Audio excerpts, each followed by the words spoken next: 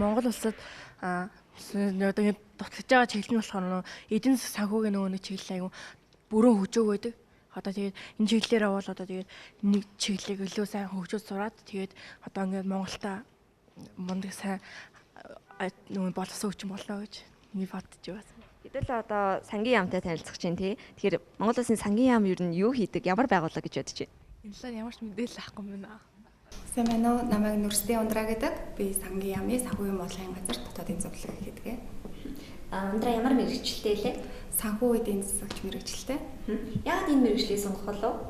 Яагаад гэвэл санхүү гэдэг бол хүн болгоны амьдралд хамгийн том асуудал байдаг. Өдөр тутмын амьдралд нь зайлшгүй оролцдог тийм мэргэжил учраас би тэр мэргэжлийг сураад өөрийнхөө болон бусдын амьдралд тус болох хүсэлтэй учраас энэ мэргэжлийг сонгосон. Бусад хүмүүс өөрөө ч мэргэжлийг бодохдоо яг үнэндээ бусад хүмүүс санхүү эдийн засгийн мэргэжлийг өдөржингөө тооны машин бариад тоо бодож сууж идэг гэж боддог. Гэхдээ яг үнэндээ жишээлх юм бол сангийн яамд ажиллахад бол арай илүү бодлого талаасаа улс орны эдийн засгийн бодлогыг боловсруулдаг. Ажлын нэг өдөр нь хэрхэн өнгөрдөг вэ? Ажлын нэг өдөр бол өглөө 8:30-аас 5:30-ийн хооронд байдаг. Өглөө ажилдаа ирээд ирсэн мэйлүүдээ шалгаад шаардлагатай яралтай албан бичгүүдийг шийдвэрлэх. Тэгээд мөн судалгааны ажилдаа ордог. Таны мэргэжилд зайлшгүй шаардлагатай ур чадвар гэвэл ямар ур чадвар байх вэ? Эдийн засаг санхүүж мэргэжил бол ялцчгүй маш олон тооны мэдээлэл дээр ажилладаг. Тэгэхээр танд тухайн мэдээллүүдийг аваад логик дарааллын хувьд зөв анализ хийгээд яг улс орны хууль журамд нийцсэн зөв шийдвэрийг гаргаж удирдлагуудтай танилцуулах мөн тухайн мэргэжил судалсан ажлынхаа талаар бусдад зөвөр ойлгуулах, илтгэл тавих, анализ хийх чадварууд шаардлагатай байдаг. Харин хөдөлмөрийн үнэлэмж цалингийн хувьд ямар ах вэ? Хөдөлмөрийн үнэлэмж манай Монголын төрийн албан хаагчийн цалин бол харьцангуй бага байдаг л да. Харин хувийн салбарт яг эдийн засаг санхүүж мэргэжлэр ажиллах юм бол доотлол нь одоо хөдөлмөрийн дундаж хөлсөөс 800-900 мянгаас дээшээгээ та 10 хэдэн сая хүртэлх сарын цалин хөлс авч ажиллах боломжтой. Мэдээж албан тушаал хийж байгаа ажил мэргэжлээсээ шалтгаална. Хэрвээ та олон улсын зах зээл дээр гараад жишээлбэл Америк нэгдсэн улсад санхүүж мэргэжлэр ажиллах юм бол дунджаар жилд та $56,000-оос $130-40 мянган долларын цалин авч ажиллах боломжтой. Таны ажлын хамгийн сайхан мөч хизээ вэ? Хамгийн сайхан мөч бол хийсэн ажлынхаа арга тухайн ажил нь улс орныхоо нийт хүн амд маань хэрэгтэй тийм шийдвэр бодлого хэрэгжих хүмүүсийн амьдрал эргээд сайжрах тийм хүч байдаг. Тэгвэл хамгийн хэцүү үе ямар вэ яг вэ? Хамгийн хэцүү үе ажил төрийн ажил хийдэг учраас улс төрийн докторгүй адил хаяа нөлөөлөх үе гэдэг. Тийм байдлаас шалтгаалаад улс ажил маань жоохон гацаанд орох үе гэдэг. Тэр л хамгийн хэцүү ажил. Баярлалаа.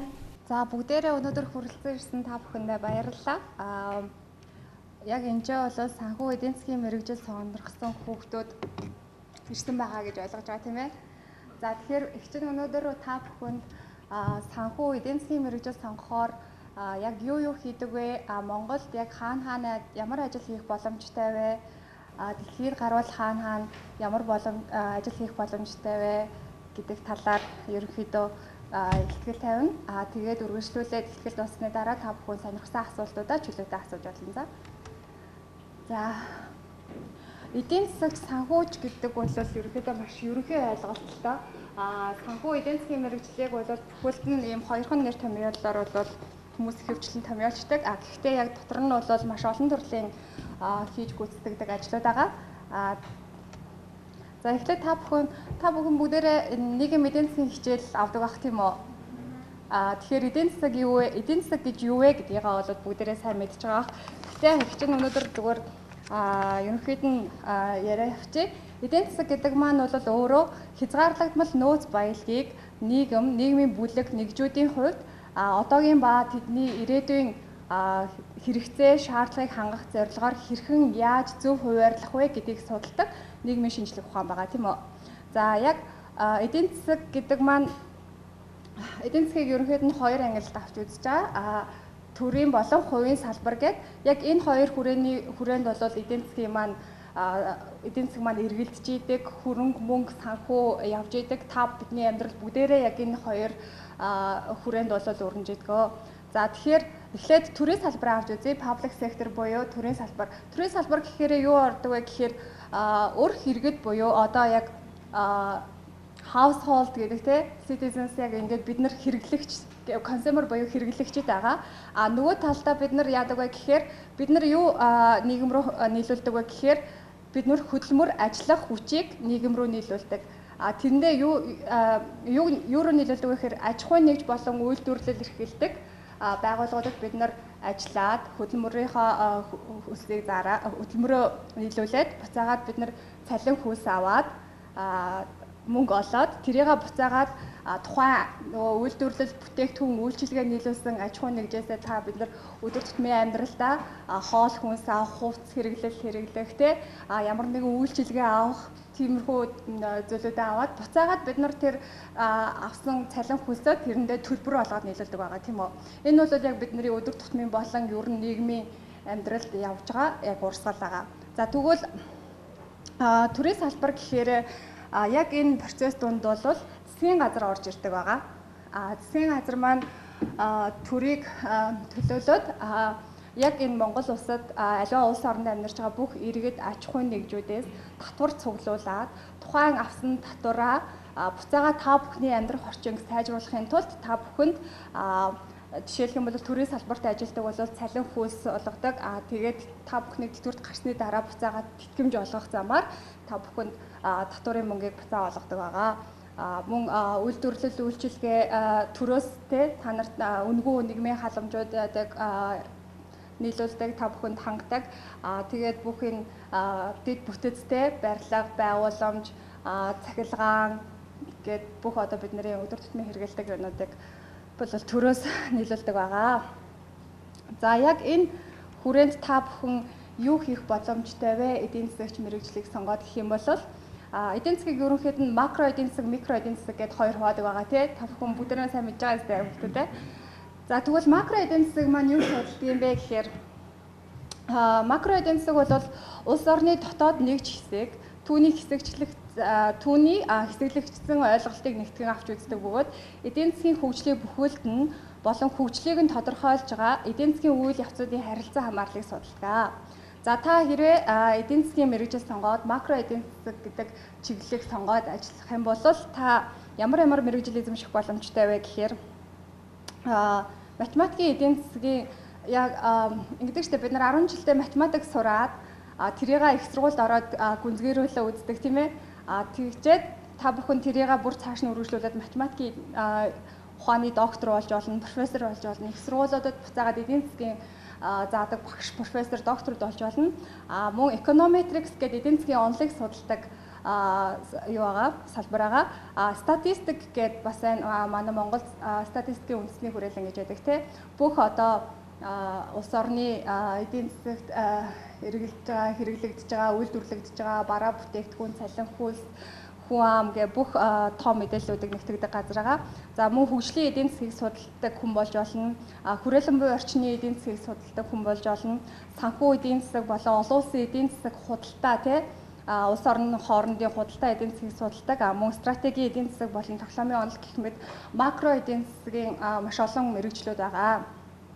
За тэгвэл микро эдийн засаг гэдэг маань өөрөө юг судалт юм бэ гэхээр микро эдийн засаг маань арай макро гэдгийнхаа одоо оролцогч бүрэлдэхүүн хэсгүүдийг наривчлан судалдаг. Тэр нь бизнес болон өрхийн аж ахуй гэх мэт одоо зах зээлд оролцож байгаа эдийн засгийн оролцогчдын эдийн засгийн зам байдал болон нэгж зах зээл бүрт өгөгдсөн хомсдол болон засгийн газрын зохицуулалтанд тулгуурлан тэдний хоорондын харилцаа хамаарлыг судалдаг. За ерөнхийдөө яг энгийн үгээр тайлбарлах юм бол микро эдийн засаг нь одоо компани, аж ахуйн нэгжүүдтэй үйлдвэрлэл үйл ажиллагаа явуулж байгаа хувийн салбарын байгууллагууд тэдгээрийн одоо та бүхэнтэй харилцдаг тэр харилцаа болон тэдний үйл ажиллагааг судалдаг салбар байгаа. За хэрвээ та бүхэн макро эдийн засгийн судалснаар та нар илүү одоо төрийн байгууллагт орж ажиллах боломжтой байдаг бол микро эдийн засгийг судалснаар та бүхэн арай хувийн секторт хувийн байгууллагуудад ажиллах боломжтой байдаг. За хувийн байгууллагуудад ямар ажил хийх боломжтой вэ гэхээр бизнесийн удирдлага төлөвлөлт, нэгтлэн бодох бүртгэл, санхүүгийн шинжээч, санхүүгийн инженер, санхүүгийн эрсдлийн удирдлага, мөн хөрөнгө оруулалтын менежер, маркетингийн менежер, менежментийн мэргэжилтэн, санхүүгийн зөвлөх, бизнесийн зөвлөх үйлчилгээ, компани төрлөөсөө хамаарат бүтээгдэхүүн үйлчилгээ хөгжүүлэгч ч юм уу аудитор, санхүүгийн аудитор бас байж болно. Ийм ерөнхий бол мэргэжлүүд байгаа. За хэрвээ банкны салбарт орж ажиллах юм бол ямар ажил хийх боломжтой вэ гэх юм бол банкн дээр бол банкны тейлер гэдэг та бүхэн сайн мэдж байгаа банкнд оронгууд өөдөөс чинь одоо бэлэн мөнгөний үйлчилгээ гүйлгээний үйлчилгээ үзүүлэхээр сууж идэг тейлрүүд байдаг шүү дээ. За тийм тейлрийн ажилтан болно. Банкны ажилтан буюу одоо бэлэн бус гүйлгээг нь хийдэг одоо ахлах ажилтан ч юм уу цаанаа сууж идэг ч юм уу эсвэл нэг бэлэн бус гүйлгээгээ нэг хоёр хэсэг байдаг шүү дээ. Та нар банкнд оронгууд анзаараад үзээрэй заяа дараа нь. Тэнгүүд тэрнийг нь ерөнхийдөө бол банкны ажилтан гэж нэрлэдэг. Лавлгаа мэдээллийн ажилтан гэдэг бас байдаг. Та бүхэн одоо ээж аав нар чинь дансны лавлгаагаа авъя тодорхойлолт авъя ингээд тгийгээд орхоод гаргаж өгдөг ажилтнууд байж болно. Данс хариуцсан ажилтан буюу зээлийн эдийн засагч нар байдаг. За зээлийн эдийн засагч нар маань дотроо болохоор байгууллагын харилцагчтай хариуцсан, яг иргэд хариуцсан гэдээ бас хоёр дотроо том хэсэг хуваагдж байгаа. Иргэд бол хэрэглээний зээл хөвчлэн авдаг. Эсвэл бол бизнес үйл ажиллагаа эхлэх гээд эхлэлтийн зээл ч юм уу авдаг байгаа. Байгууллагууд бол ямарваа нэгэн төсөл хөтөлбөр хэрэгжүүлэх үйл ажиллагаагаа өргөжүүлэх зорилгоор зээл авдаг байгаа. Эднэрийн зээлийн судлаад зээл олгодог ажилтнуудыг зээлийн эдийн засагч нар гэдэг. За мөн одоо банкуд ч маш олон салбаруудтай байдаг Бүх банкуд харьяа дүүрэг хороонуудад тухайн дүүргийн хариуцсан салбартай байдаг. Тэнцээ бол үйл ажиллагааны салбарын үйл ажиллагаа хариуцсан ахлах ажилтнууд байна, салбарын захирлууд байна. За бүр нөөцийн удирдлагын мэргэжилтэн буюу дилер гэж бас байгаа банк нь. Энэ нь болохоор тухайн банкны хөрөнгийг одоо аривжуулах юутай үүрэгтэй. Тэр тухайн банкны нөөцийг улам яаж зөв зохистойгоор хуваарлаж илүү их ашиг олох уу, тухайн банкны баялагийг яаж яах вэ гэдэг ажлыг хийдэг, аривжуулах вэ гэдэг ажлыг хийдэг ажилтнууд байгаа дилер гэдэг. Тэд нарыг бол за мөн төлбөр тооцооны ажилтан байна, мөн маркетингийн менежер, онлайн үйлчилгээ гэдэг сүүлийн үед маш их хөгжөөд байгаа бүх банкуд онлайн болон захин банкны үйлчилгээг хэрэглэгчдэд түгээдэг болсон. За эднэрийг хариуцсан бас онлайн үйлчилгээний ажилтнууд байдаг. Мөн картын үйлчилгээ байна, банк мөн дотроо аудитортай байна. Гэх мэт ажлууд та банкнд орж ажилласнаар хийх боломжтой байгаа. За эдийн засаг санхүүгийн мэргэжлийн үндсэн үүрэг чиглэл нь юу байд юм бэ гэхээр за мэдээж эдийн засгийн судалгаа шинжилгээ хийн, дүгнэлт гаргана, судалгаа болон мэдээлэл цуглуулна, өгөгдлийн бааз буюу дата бааз үүсгэнэ, математикийн загварчлал, статистикийн арга ашиглаад мэдээлэл дээр дүгнэлт хийн, судалгаа шинжилгээний дүнгээр гарсан тоо баримтыг ашиглаад мөн зах зээлийн чиг хандлага, эдийн засгийн чиг хандлага тэднийг урьдчилан таамаглал прогноз хийж болно. Мөн засгийн газар, хувийн компани, бизнесийн төвүүдэд эдийн засгийн зөвлөгөө өгдөг хүн болж болно. Мөн өгнө. Эдийн засгийн асуудлыг шийдвэрлэх талаар бодлогын загвар гаргах, зөвлөмж боловсруулах судалгааны ажлууд хийж болно. Мэдээллийн тохимол, онлайн нийтлэл бичих, хэвлүүлэх ажлуудыг хийж болно. Одоо манай Монгол Улсын эдийн засгийн сургуулийн одоо багш нар байдаг шүү дээ. Харьцуулуун өөрх юм блэ нэг байнга ингээд эдийн засгийн чиглэлээр судалгаа хийгээд дүгнэлт гаргаад судалгааны материалаа гаргаад байдаг тийм байж болно. Эсвэл эдийн засгийн сэтгүүлч ас байж болно те. Одоо дефакто гэдэг эдийн засгийн сэтгүүлч байдаг. Одоогийн яг эдийн засгийн нөхцөл байдлыг олон нийтэд тайлбарладаг, те тохимол гаргадаг, нийтлэл бичдэг тийм хүмүүс аж болно. Заавал яг санхүү эдийн засагч гээд одоо нэг нэгтлэн бодогч болоод ч юм уу те эсвэл ингээд нэг яам хамын газар ажиллаад эсвэл хувийн компани санхүүгийн одоо нэгтлэн яруу санхүүгийн шинжээч те хийхээс гадна бас тийм эдийн засгийн сэтгүүлчийн ажил гэж бас өөр зөндөө сонголтууд байдаг. За мөн эдийн засгийн чиг хандлага чиг хандлагыг байгууллагад хэрхэн нөлөөлөх талаар тодорхойлж өгнө. Төлбөр тооцоог нарийн хянах энэ нь илүү нийтлэн мод өгчийн хийдэг ажиллалдаа нэгт нэмээ боловсруулж дүгнэлт гаргах ёстой. Эдийн засгийн үндсэн тоо баримттай статистик дээр тулгуурлан математикийн аргачлалын дагуу эдийн засгийн дүгнэлтийг гаргана. Өмнө нь бас хэлсэн ба тий. Ажил үүргээ мөн бусдад танилцуулна тий. Хамгийн гол нь эдийн засагч байлаа гэж зөвхөн тоо бодоо суугах биш тий. Excel-ийн ард ингээд загваршил хийгээд анализ хийгээд явах биш. Тэрийг бусдад танилцуулах бас үүрэг даалгавартай байх хэрэгтэй. Тийм бас чадвартай байх хэрэгтэй. Илтгэл тавина тий. Гаргасан судалгаа юмудаа олон нийтэд танилцуулна, удирдлагуудаа танилцуулна, эдийн засагч түншүүдтэй харилцагчдаа зөвлөгөө мэдээлэл өгнө гэх мэт маш олон ажил үүргүүдийг гүйцэтгэдэг. За олон улсад хүлээн зөвшөөрөгдсөн санхүүж эдийн засагч болохын тулд тодорхой шалгалтууд бас байдаг л да олон улсад авдаг. Тэрийг нь одоо тодорхой чадварыг нь үнэлээ сертификат болгодог. Тэр нь альч оронд, альч улсад, альч байгууллага дээр хүлээн зөвшөөрөгддөг ийм шалгалтууд байдаг. Тэр нь одоохондоо бол мэдээж та нарт хэрэггүй. Гэхдээ их сургуулаа төгссөний дараа бол магадгүй энэ та нарын хувьд маш чухал юм болно. Хамгийн санхүүгийн чиглэлээр бол олон улсад хамгийн их хүлээн зөвшөөрөгдсөн хамгийн нийтлэг одоо хүмүүсийн өгдөг шалгалт бол CFA гэдэг Certified Financial Analyst гэдэг. Мөн CAIA болон CPA гэдэг одоо энэ дээр бичсэн энэ англиар бичсэн шалгалтууд байна шүү дээ тий. Эдгээр бол олон улсад яг гараад тий та бүхэн заавал Монголоос ажиллах албагүй шүү дээ. Олон улсад сураад тэгээд гараад ажиллаа гэхэд одоо Нью-Йоркийн хөрөнгөний бирж тий Wall Street, Лондон, Токио дээр очиод яхад та бүхнээс юуг шаарддаг вэ гэхээр CFA ч юм уу те хэрвээ та нар бүр нэг мэргэжлийн нэгтлэн матгчаар ажиллая, олон улсад ажиллая гэх юм бол CPA-ийн одоо шалгалт өгөөд сертификатыг авсан байхад бол та нар хаанч очиж ажиллахад нээлттэй гэсэн. За Монгол улсад болохоор яа гэм бэ гэхээр би бүгдийг нь бол оруулаагүй байна. Яг одоо миний яг мэдж байгаагаар мэргэжлийн нэгтлэн матгчийн эрх олгох шалгалт гэж байгаа. Олон улсын яг стандартын дагуу компани санхүү тайлан нэгтлэн мат бүртгэлийн дагуу бүртгэх тийм юутай эрхтэй болдог. Мэргэжлийн нэгтлэн матгчийн эрх олгох шалгалт мөн хөрөнгөний зах зээл дээр ажиллахад яг мэргэжлийн оролцогчдод хөрөнгөний зах зээл дээр үйл ажиллагаа явуулах мэргэжлийн үнэмлэх болгодог бас ийм шалгалт байдаг.